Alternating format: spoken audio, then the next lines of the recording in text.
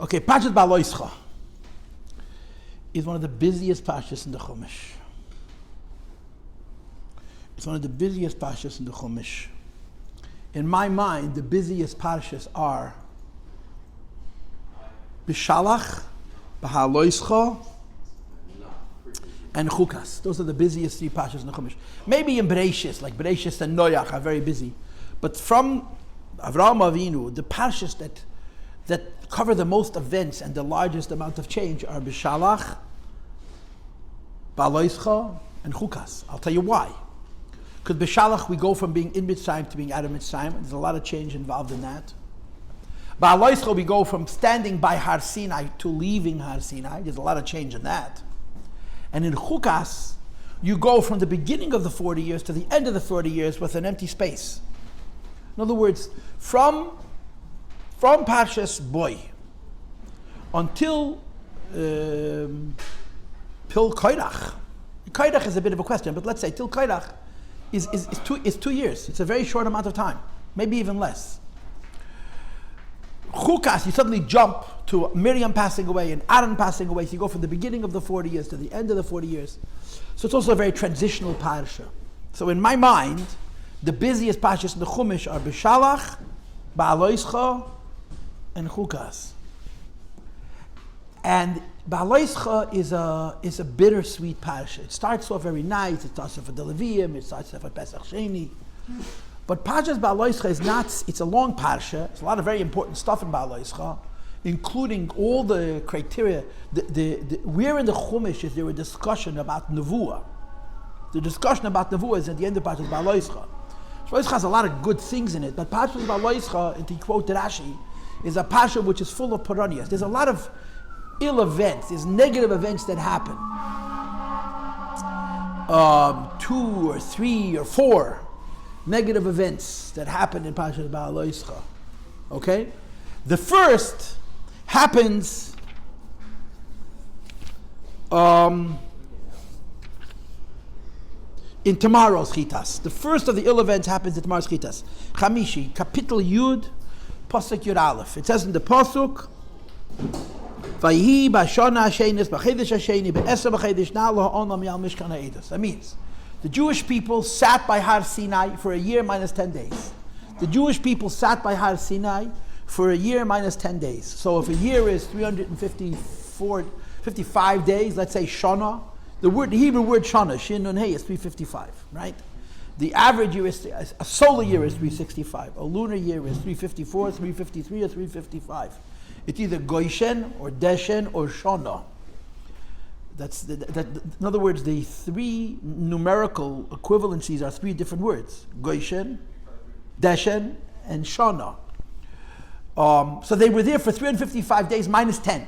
They arrived at Achei Temimim and they left the following year Chafir. As soon as the Yidden left Har Sinai, there was the first tragedy. What was it about? They were so happy to leave. It's one of the weirdest things. They were so happy to leave Ayel Moed. They were so happy to leave Har Sinai. You know why? Because they got 613 mitzvahs in 344 days, 345 days. So it's almost 2 mitzvahs per day on average. So that's it, we're done. No more. They knew that once they leave Har Sinai, there's no more mitzvahs. Rashi actually says this a little bit later on. In Kapitel Yud Aleph Pasuk Lamed Hey, he hints to it that the Yidden were so burdened. They got mitzvahs. Mitzvahs. And you have to remember, the way they were taught the mitzvahs is not the way we imagine it. It's not like Moshe came to them and read for the Chumash. Moshe Rabbeinu came to them and showed them how you do a mitzvah. He showed them physically how to, that's what the Rambam writes in Agdam of Pirshei Mishnayos. He showed them how to make tzitzis, he showed them how to make tefillin, he showed them what's a nesrig, he showed them what's a lulav. One of the great questions in Jewish history is, Jews have been so divided, so scattered, so spread out. How come there's no machlekes what's an arova? How come there's no machlekes what's a matzah? How come none of the actionable mitzvahs, how come no machlekes what's tefillin? How can it be? If the Jews had been staying in one place for all of our history, Mele, but we've been so scattered, the answer is because the actionable mitzvahs, the physical acts of doing mitzvahs, Moshe physically showed them. It's called halachas l'Moshe Sinai. Many of those halachas l'Moshe Sinai we later found in the Chumash, so then they were upgraded with kol d'oraisa. But the Rambam writes that Moshe didn't teach out of a book. He gave them a book. And he gave the rules of interpreting the book. But Judaism has three things according to the Rambam. The tablets of the covenant, the Sefer Torah, the scroll of the Torah, and mitzvah. So the Gemara says a mitzvah zu pirusha. So the Rambam writes in his introduction to Pirush HaMishnayos that Moshe Rabbeinu Pashat physically showed Yidden how you do each mitzvah, how you make bikurim, how you separate truma. Even though in the middle they didn't have these mitzvahs, each one Moshe showed them how to do them. So they had so many mitzvahs in 1 year. Once they left Har Sinai, there's no more mitzvahs. Finished. After the Jewish people left the mountain, for the rest of the 40 years, they spent their time learning the Torah. And their role, the Yidden's job in learning the Torah, was to find sources in the Torah for the mitzvahs that Moshe gave him. Moshe gave us three things. He gave us the luchas. He gave us the book, the scroll, the Sefer Torah. And by the way, there's a big machlekes in the Gemara where the Megillas Nemra, Nichteva, or Chasuma, was the Sefer Torah written in pieces and then glued together at the end of the 40 years? Or did Moshe wait till the end of the 40 years and he gave it to us in one big chunk? And the way Chassidus say it, they're both true. Megillas Nichteva, and then Nimsa Chasima. Meaning they were given Parshas, the laws of Chala, which is 3 psukim in Parshas Shlach. A little scroll, like you have a mezuzah, how you do challah. So Moshe gave us the luchas edus, the Torah, and then he gave us mitzvah. Mitzvah means teresh bal peh. According to Rashi, in Parshas Mishpatim, vayichtev sefer abris, Moshe Rabbeinu wrote min bereishis as matan Torah. He wrote it down. So they were carrying around the Megillah. They were carrying around the scroll, which was a part of what would later become the Sefer Torah in the 40th year, which Moshe Rabbeinu wrote. But the Yidden got it in pieces. But Moshe mitzvahs, according to the Rambam, he didn't teach us how to do it by speaking. He physically demonstrated it. That's why there's no machlekes about tefillin. That's why everybody knows what's an esrog. Everybody knows what's a lulav. Because Moshe physically showed them these physical artifacts, these physical things, so there can be no machlekes about it. We have a tradition that goes back to the very beginning of our religion. And the Yidden learned the Torah. Their job was to find in the book what Moshe told them orally. That was their role. The job of Yidden and the Midbar, all they did was study Torah. Because food they didn't have to acquire, drink they didn't have to acquire, even clothing they didn't have to acquire. It grew with them.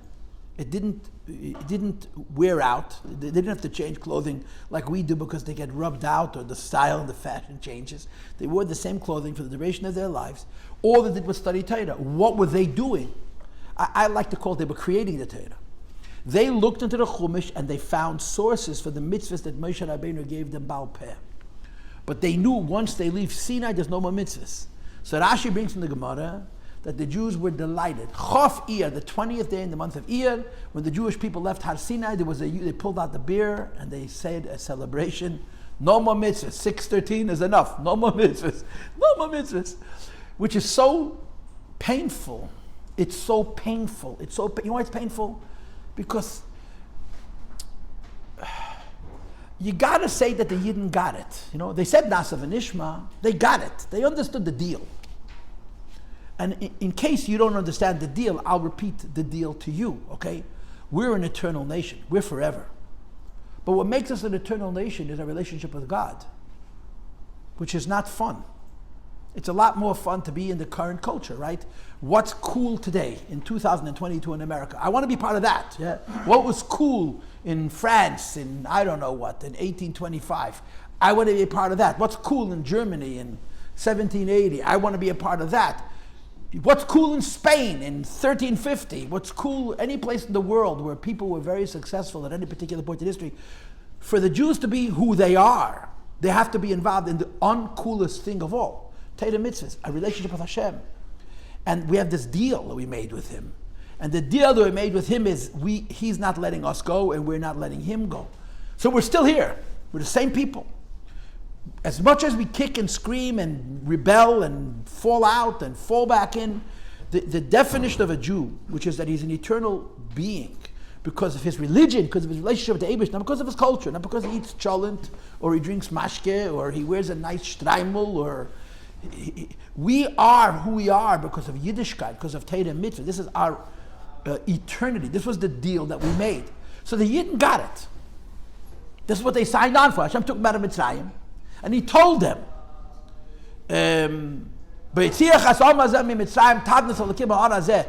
Moshe said to Hashem, why are you doing this? Well, who are these people that you're helping out? And Hashem told Moshe, I'm helping them now because of what they're going to give me later. Hashem said to Moshe, I looked around the world, and of all the peoples, I chose these because these are the most likely to stick to me. Right? Jewish people are the most ornery, the Jewish people are the most rebellious, but the Jewish people are also the most stubborn. I'm Ksheyedev L'Greise, I'm Ksheyedev L'Malyusa. The Eibishter says that if He's going to have an eternal nation, it's going to be these Chaleres, Yidden. And He took us out of Mitzrayim with this end, with this mindset, with this purpose, with this end. So we got it. We got it, but we're always complaining.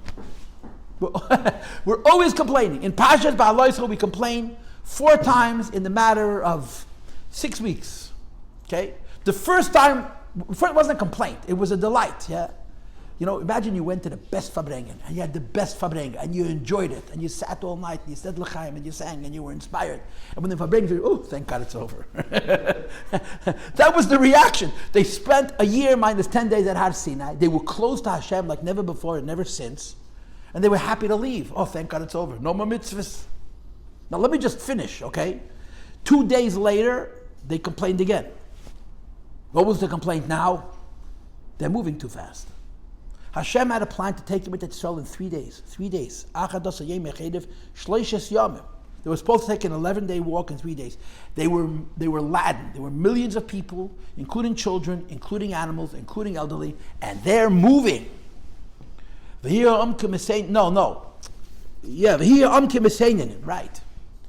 Why are we moving so quickly?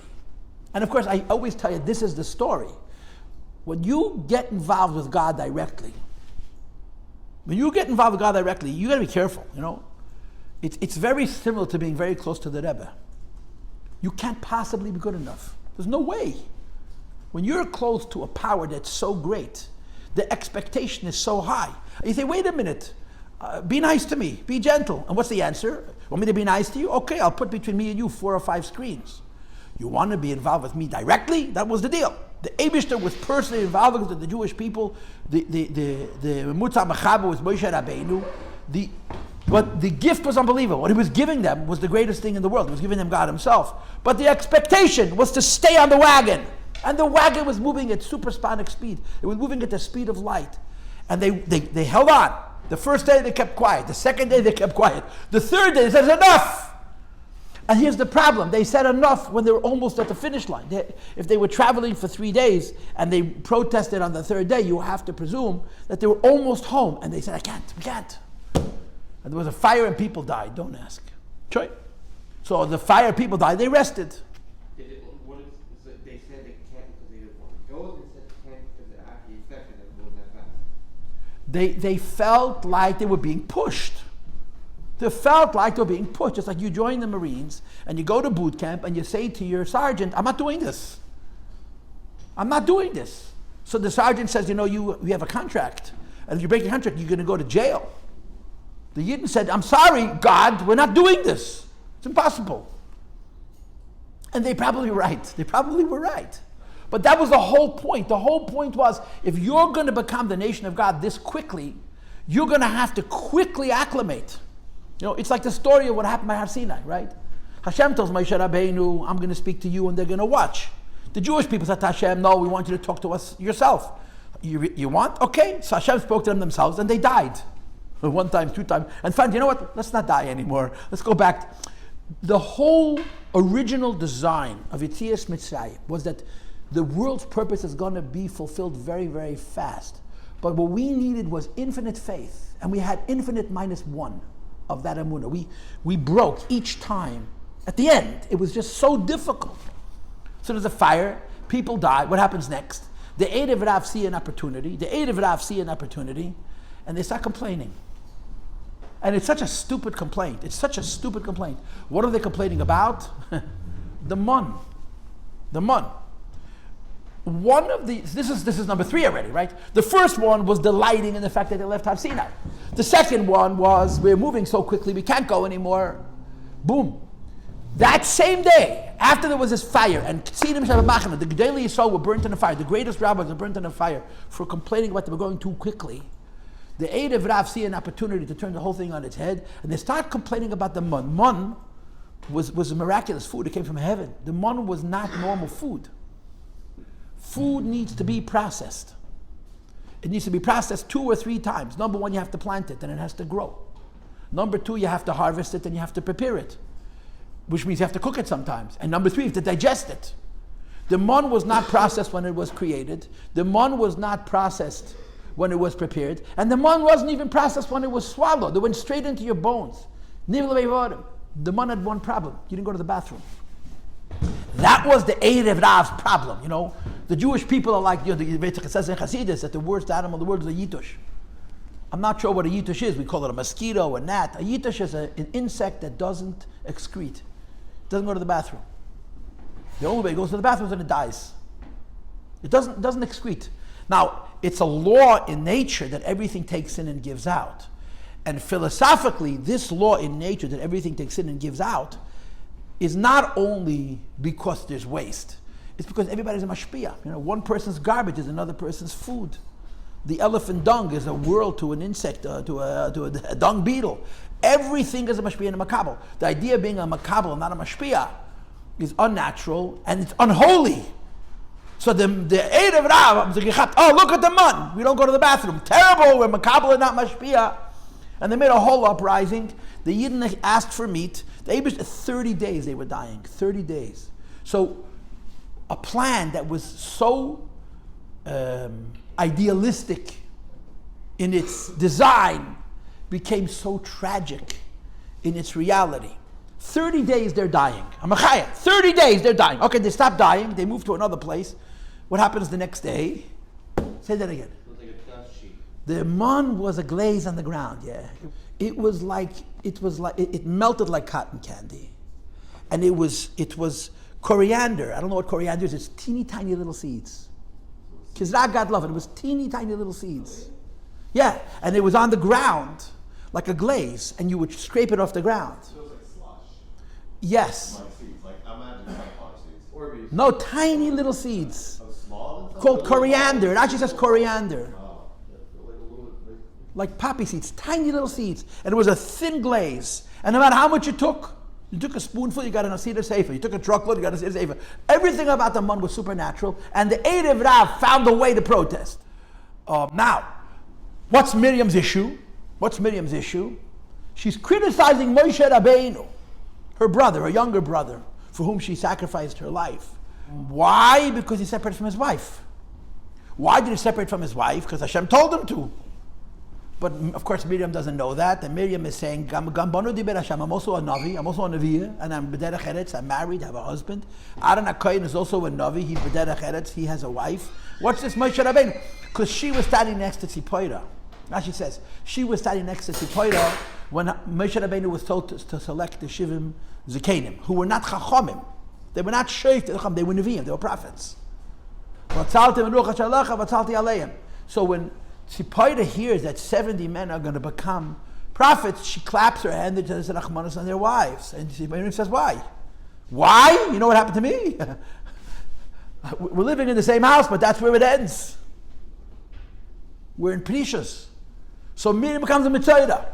And they wait 7 days. And then they wait for Miriam's saras to heal.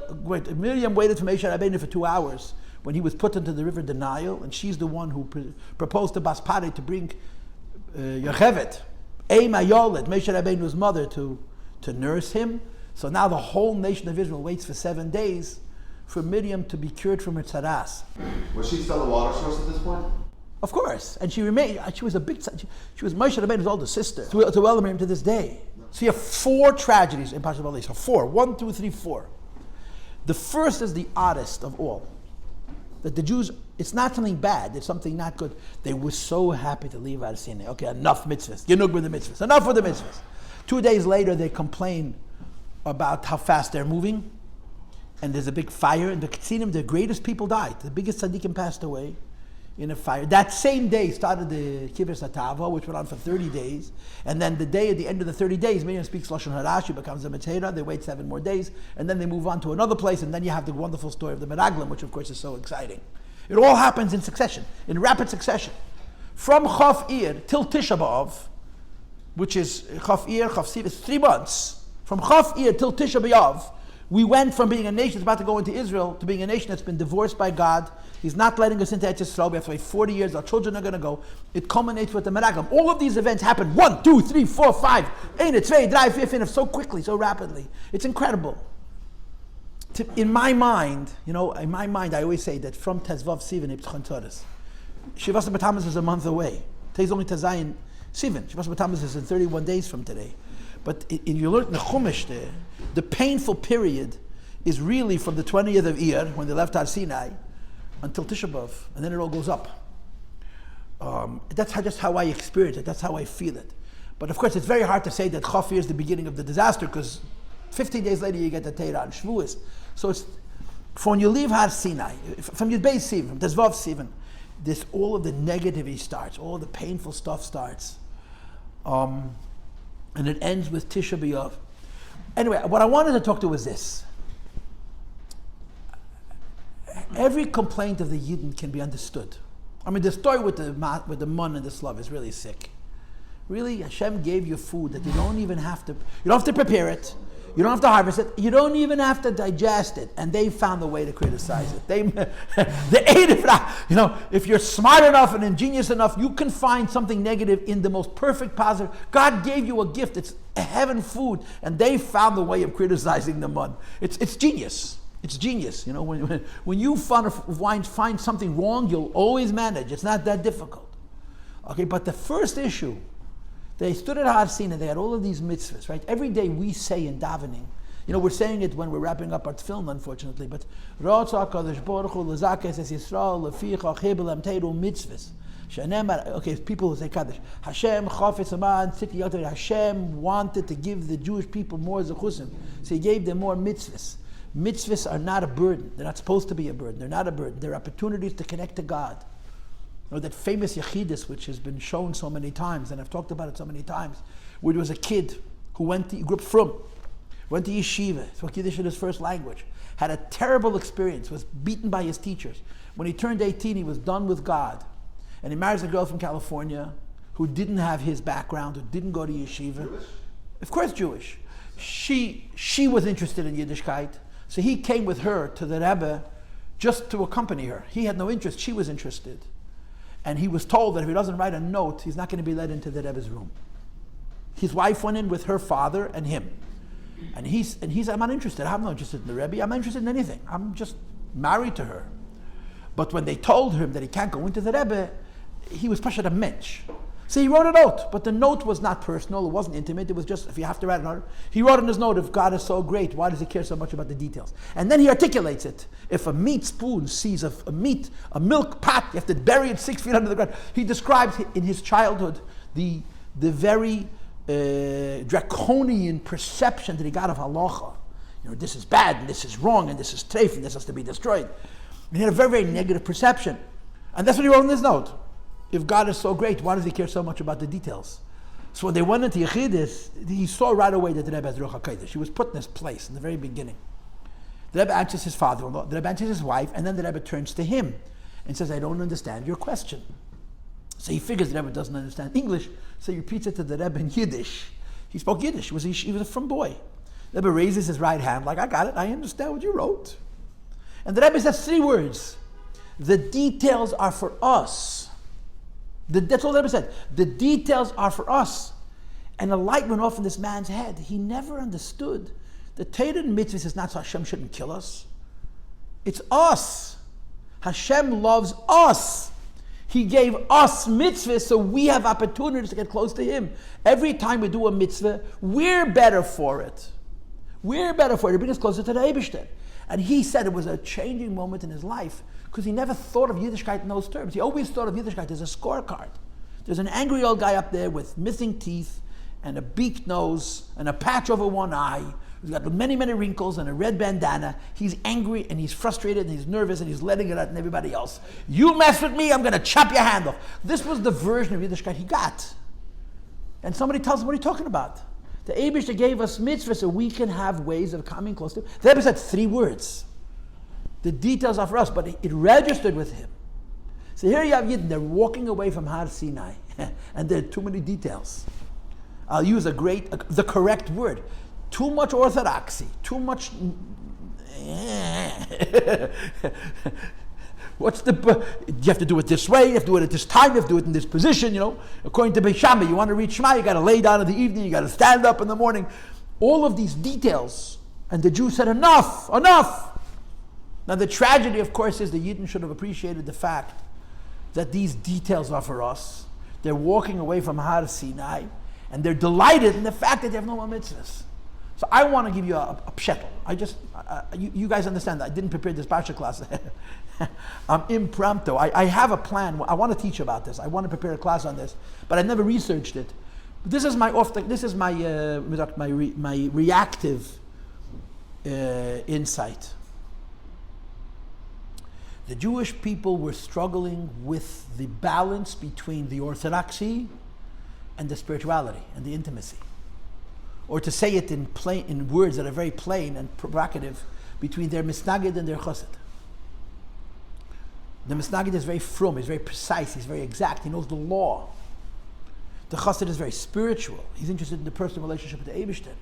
Those two things psychologically conflict. And it's a fact of life. I mean, you look at people. A person who's very, very exact and very, very precise is going to be drawn to a Litvische form of Yiddishkeit. A person who's very spiritual and very sensitive is going to be drawn to a Hasidic. I think it's a fact. Psychologically, if you go into the Litvische camp and the Hasidic camp, the personalities that are drawn, now if you're born into it, maybe you have different personality and then you'll struggle. But personality-wise, different kind of people are drawn to different kinds of Yiddishkeit. A Yiddishkeit, which is all about the details, is an exact person, it's a precise person, it's a controlling person. A person who's very into spirituality has a very difficult time with the details. And so much of our conflict is about the fact that each one says you're doing it wrong. Right? The Misnagid says to the Chassid, you forgot about the details. What about Zman Krishma? What about Zman Tefillah? And the Chassid says to the Misnagid, your Yiddishkeit has no life. Where's the spirituality? This is what was happening when the Jewish people were at Har Sinai. They were prophets. They were spiritual people. The age of prophecy lasts until 40 years into the second Beis HaMikdash. Their Judaism was primarily defined by their spiritual relationship to Eibishter. The orthodoxy, to them, were technicalities that was boxing them in. Every detail, every mitzvah, every nuance that they were given to do a mitzvah practically meant, I have to be concerned with technical detail, but I want to be about Neruchnius, I want to be about spirituality. And the Eibishter is saying, this is the only way to spirituality. You want spirituality, you want it to be correct, it has to be within these parameters. And this is one of the things that the Rebbe has made an ikir, right? You want to be related to God, you got to do mitzvahs. What's the trademark of Lubavitch? Mitzvahim. Mitzvahim, nothing spiritual about mitzvahim. You got to do a ritual. You want to be a Jew, put on tefillin. The spirituality is in the boxes and in the straps and in the putting your hand over your eyes and saying, Hear, O Israel. The Lord our God, the Lord is one.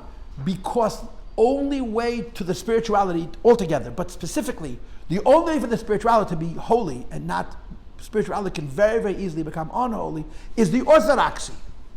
So what I'm proposing is that the Yidden were happy to leave Har Sinai because there's no more mitzvahs. It wasn't that they had a problem with mitzvahs. They saw the mitzvahs as a conflict to their basic self-identity, which was that they were spiritual people. Every mitzvah was further refining, was further limiting how they could express their spirituality, and they didn't like it. Spirituality, you think, is best expressed when it's free. We have 100 conversations about this, right? Like, this is my cliche conversation, right? What's the opposite of organized religion? Personal religion. Why is it wrong? Why is personal religion not true? The answer is because it's not sustainable. Avraham Avinu had a personal relationship with God, And he didn't lose interest at the age of 175. In America, there are millions of young people who go through their God stage. Millions, huh? Of course. But they get over it. Why? It's very difficult. There's pleasure to be had, there's money to be made, there's power to be acquired, there's relationships to form, there's influence to have, and God gets lost in the shuffle. You must have orthodoxy. You have to have rules, mitzvahs. Now, from one perspective at least, those rules, that orthodoxy, that form is the framework through which you have a spiritual relationship with Hashem. But the two clearly conflict. The spiritual half of a person and the precise half of a person are very different. And in personality, some have this kind of personality, some have different personality, and they don't really understand each other. Yidden were spiritual people. In other words, their first tendency, and that when they said to the Eibush the Nasa v'Nishma, they didn't say Nasa v'Nishma for tefillin. They said Nasa v'Nishma for a spiritual relationship with the Eibush. And then he says, okay, you want spirituality? Put on tefillin. I'll be happy to do it. Then 5 minutes later, and put up a mezuzah. 5 minutes after that, you can only eat kosher. And 5 minutes after that, a Shabbos, met the kibbutz of met the paraduma, when you name it. And that's 613 of those. So I'm not trying to say that this is the truth. It's just a proposition. It's a svara. It's a pshetel. This is what you do when you're not prepared. You understand? You make something up. I've been thinking about this for a while. But this is perhaps one of the ways of explaining the story. Yidden are happy to know that there's no more mitzvahs. Not because they were disappointed with their Nasav and Ishma. They weren't regretting the commitment they made. They were regretting how the Eibishter gave the terms to that commitment. He made that commitment so bound up in details. Every aspect of our lives, God mixes it. I remember going on a time with a bacher who was a bisla meshuganer. I couldn't do this, but he was a very chassidish bacher. He got into, we were bacher, he got into an argument with a girl about Taras HaMishpacha. And she said to him, it's none of God's business. It's none of God's business. And basically, we were 16 or 17, we were so little. And the answer to that question is everything is God's business. There's no part of our life where God is not involved. There's no part of life God is not involved. And we say, wait a minute, this is too much. What's the answer? The answer is this is the medium for the intimacy, for the connection, for the ruchnius, for the spirituality. So this is just a way of spinning it. Yidden are happily saying, enough. Okay, we got enough enough Shulchan Aruch. And by the way, we've created a lot more halachas and a lot more minhagim and a lot more chumras and a lot more takanas and a lot more gezedas and a lot more who knows what mitzvahs that are born since then. And it's all for the same purpose. The details are for us. They create the framework that holds us. That our spirituality, our relationship with Hashem is actually based on humility, it's actually based on bittul, and it's actually based on holiness. But it's just a little detail in Parshas Bahaloscha that we discussed. And now we will daven.